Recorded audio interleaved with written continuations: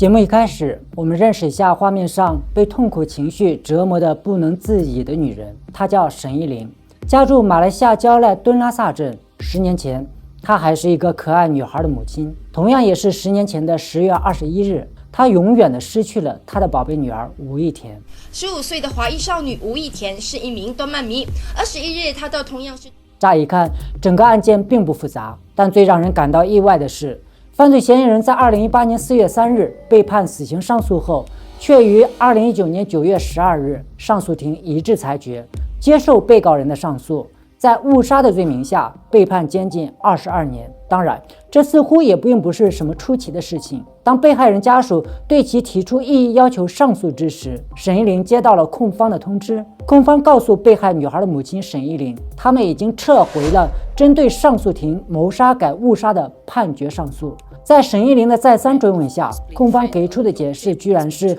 因为他们接到了总检察署的指示。根据10年光明日报的报道，对于控方在没有与家属知会的情况下就擅自撤诉的做法，他们实在无法理解。作为最大受害人的死者家属，整个上诉审讯只能作为旁听方，无法全程参与审讯，他们更是无法接受。2013年10月21日，被害少女吴亦田到底经历了什么？为什么在她遇害后，针对施暴者的判决会急转直下？不仅由一审的谋杀认定，直接在上诉审判后改为误杀。当年大马检方为什么会在没有通知被害人家属的情况下果决撤诉呢？今天我们就一起观察这起发生在马来西亚的漫画少女遇害案。鼓励大象马上开始。Yet when the charge was read to him.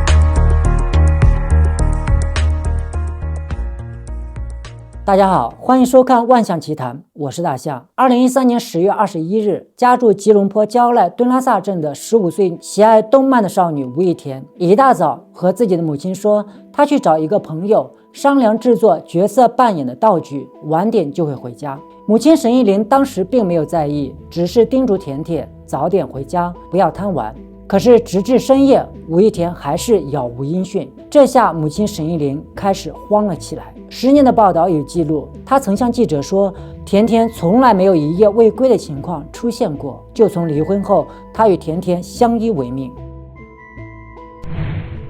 焦急的沈依林开始四处寻找吴亦田。2013年的10月22日下午，沈依林先是跑到电信公司取得了吴亦田的通话记录，发现最后一个通话的电话号码是个陌生的号码，立即打了过去。接电话的是一名潘姓华裔男子，对方声称他于前天下午2点就已经把亦田送到了雪州格拉纳在野轻铁站对面的候车亭后就离开了。沈依林顿感此人有问题，与妹妹沈依莲商量后，决定把他约出来会一会。当天下午3点，潘姓男子答应与亦田的阿姨沈依莲在格拉纳在野地区的妈妈店见面。此时的亦田妈妈联络到当地的一名记者，记者得知他们下午要与潘姓男子见面后，建议亦田的妈妈可以向大马人民社警总会长关志婷求助。关会长接到亦田妈妈的电话后，明确地告诉101连两姐妹，这个潘姓男子很是可疑，你们无论如何都要留住对方，等我带人赶过去。15分钟后，关会长和2名友人赶到会面的妈妈店，立即对潘姓男子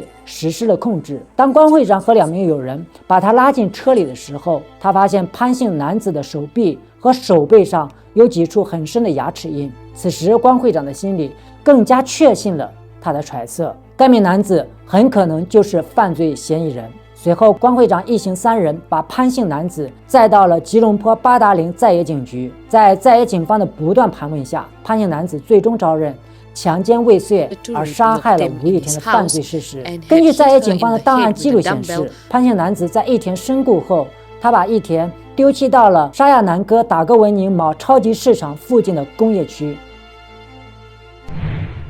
潘伟雄，男，23岁，家住格拉纳野千百家新村，这也是10年案发的地点。潘姓男子被捕后，很快也坦诚交代了自己的作案时间和细节。关于这个问题，我们放到法官审判的环节再做详细的叙述。我们先来看一下犯罪嫌疑人杀人抛尸后的一系列骚操作。这一点被害少女一田妈妈的脸书记录了当时犯罪嫌疑人潘伟雄的迷惑行为。一田的妈妈说，当初我怎么也没有想到眼前这个笨拙的死家伙会是杀害我甜甜的禽兽。他自荐前来帮忙寻找甜甜，我坐上了他的货车，他还跟我说起和甜甜开的玩笑，他双手伤痕累累，后来才知道是甜甜拼死抵抗留下的痕迹。星洲日报10年的报道更是指出，2013年10月22日，也就是案发第二天凌晨2点左右，犯罪嫌疑人潘伟雄更是在脸书贴文呼吁网民能够积极帮忙寻找甜甜的下落，称甜甜是个可爱的姑娘。这里有一个容易被大家忽略的细节，不知道大家注意到没有？一田的妈妈是案发后的次日，也就是10月22日的上午，去电信公司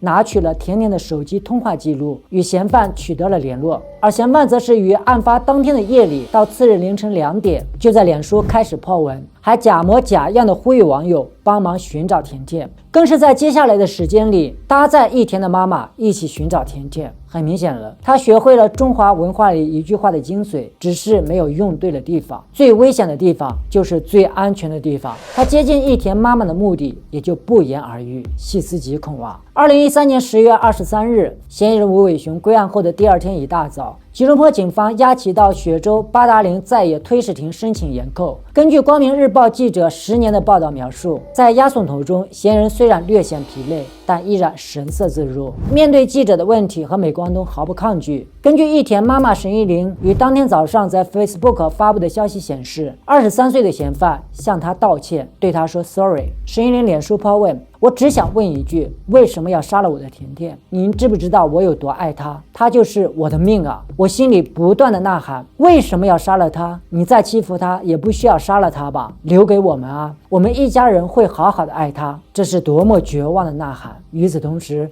星洲日报的记者一大早赶到犯罪嫌疑人抛尸的布特拉镇工业区，访问了当地的民众。据附近一家绞头间的机械厂厂主达姆反映，达姆机械厂的其中一个闭路电视拍到了案发弃尸的过程。案发当天，犯罪嫌疑人潘伟雄独自驾着一辆银色的日产客货车来到巴生布特拉镇，先是拖着藏有被害人吴一田身体的行李箱走进森林的附近，又转头把行李箱丢弃在大沟渠里。整个作案抛尸的过程被达姆家机械厂的闭路电视清清楚楚地拍了下来。2018年4月3日，针对动漫少女吴一田被杀一案，沙南高庭开庭审理，并当庭宣判。沙南高庭法官拿督曼哈默阿兹曼表示，之所以做出谋杀罪名成立的判断，是基于2点：辩方是否合理挑出控方的疑点，及控方的举证是否超越了合理的疑点。大白话，大象在这里翻译一下，法官穆哈默的意思是，根据控方所提出的证据和供词，足以证明了被告意图谋杀，被告触犯了大马刑事法典第302条文，谋杀罪名成立。案犯潘伟雄的律师表示，会针对本次判决提请上诉。反转的剧情开始了。2019年9月12日，上诉庭开庭审理，以拿督卡马丁为首的上诉庭三司在听完控辩双方的陈词后，上诉庭一致认为上诉方提出的谋杀罪名过重的理据予以采纳，改判为刑事法典第304N 误杀条文，判处被告监禁22年，险期从逮捕之日开始算起。拿督卡马丁指出，本案被定义为谋杀罪并不安全，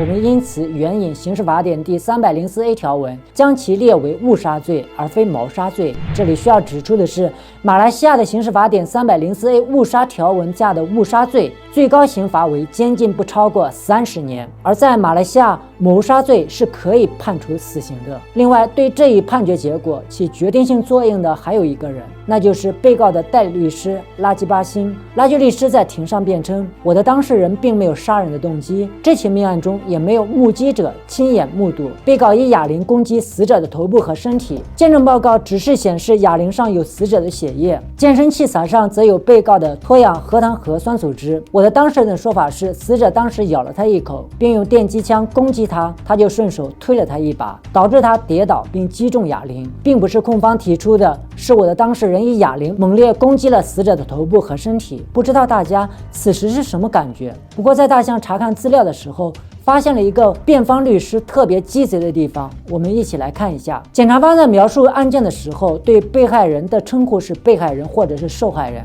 而犯罪嫌疑人的律师则叫做我的当事人，并没有用哑铃猛烈攻击死者的头部。哦吼，宝子们发现了吗？检察方描述的时候用的是被害人，到了律师这边成了死者。检察方称之为犯罪嫌疑人，代理律师说的是我的当事人。当然，我知道这是他的职业律师的职业要求。一点题外话，我们接着讲案子。这次庭审，嫌疑人曾辩称他对义田并没有主动要求发生性关系，相反的是义田主动要求。关于义田昏迷后紧紧掐住义田的颈部，主观上致死义田，他更是坚决否认，坚称这只是意外。吴义田只是一个15岁的初中女孩，你已经23岁了，你说这话你自己信吗？难道你们家没镜子吗？义田妈妈此时就在旁听席上，听闻判决结果后泪洒现场，面对记者的提问，边哭边摇头，拒绝了发言。2020年9月3日，本是控方上诉庭审的日子，但奇特的一幕又发生了。主控官拿督纳兹兰副检察司对联邦法院3司指出，虽然今日原定为此案的审讯日，控方接到总检察司指示撤回针对上诉庭判决的上诉，潘伟雄将会维持上诉庭的判决，即判处22年监禁的误杀罪名。被告代理律师尤加西兰对控方的申请表示意外，以东马大法官拿督阿邦伊斯甘达为首的3司随后批准控方撤销上诉的申请。旁听席上的被害人吴义田的律师陈月慧和赖义范指出，将会致函给总检察司要求解释，给被害人家属一个交代。死者吴义田的阿姨沈义莲则悲痛地说，我们对于主控官撤回上诉无法理解，也认为审讯制度不公平。作为最大受害者的死者家属，只能作为旁听方，无法全程参与审讯。妹妹沈义莲连同吴义田的母亲沈义玲、义田的外公外婆一起出席了法庭的审讯后，对于主控官撤回上诉申请的会面谈话，沈义玲则拒绝会谈，泪流满面的一再表示他们无法接受。当天下午，沈义玲在脸书po文起疑，今天原本是甜甜案件的终极判决，在等待开庭之际，义务律师致来震撼弹，即总检察署决定撤回上诉，让他感到始料未及。为什么总检察署到今天早上突然告知不上诉了？为什么整个制度不够透明化，将受害者家属排除在外？甚至于义务律师一再向总检察署和法院申请上诉的记录全部被拒。他表示，今天的结果意味着他们跑法院的日子正式结束了。这就是法律，人人平等，死了的不算是人。沈义玲在脸书痛诉说，她突然想起了国大医院的精神科医生曾经问她为什么要上诉，这么多年了，应该终结了。她的答案是，爱和思念不会终结，痛苦没有终结。写文案的时候，和一个马来西亚的姐姐讨论过一个问题：人是杀了，牢也坐了，难道这就是结束吗？我清楚地记得，在中国大陆地区，杀人犯情节严重的，不光要被判处死刑，好像要附带民事赔偿的。难道马来西亚没有吗？姐姐说，好像没有。像这样的案子，家属一般都会要求判死。即使法律规定可以向案犯发起民事追责，但一般都会主动放弃。就这个案子来说，确实没有涉及到民事赔偿的部分。随后我在网上发起了一个小调查，你所在的国家或地区，一个杀人犯在被判入狱监禁22年后，还需要再负民事赔偿责任吗？参与投票的人数有126人，超过62%的人认为刑事和民事都需要负责，而且是必须负责。33%的人认为需要负，但需要被害方主动追责。只有5%的人认为他们所在的地区可能不需要再负民事责任。我们来自台湾的家人就表示，台湾刑事法和民事法是不相同的。一个人被判刑事法后，被害人家属可以再加注民事法求偿，不知道其他国家和地区是否也是如此。同样来自台湾的家人冯丹凤则表示，台湾的就算要付，往往是双手一摊，说没钱没财产就继续摆烂了。法官还是最喜欢说可教化。澳洲的马燕人同学说，在澳洲是判决的时候就直接全判了，国内是刑事部分检察院起诉，民事部分需要原告追责。有些情况下，原告为了追求被告死刑会放弃民事赔偿。根据我后面查到的资料，马来西亚同样是刑事和民事分开判决的。案犯判决22年监禁，也就是说最迟2035年也就出来了。你们觉得沈家姐妹到时候会不会，或者说该不该对其发起民事追责呢？我们评论区再见。以上，感谢收看今天的节目，记得关注万象的频道，平安喜乐。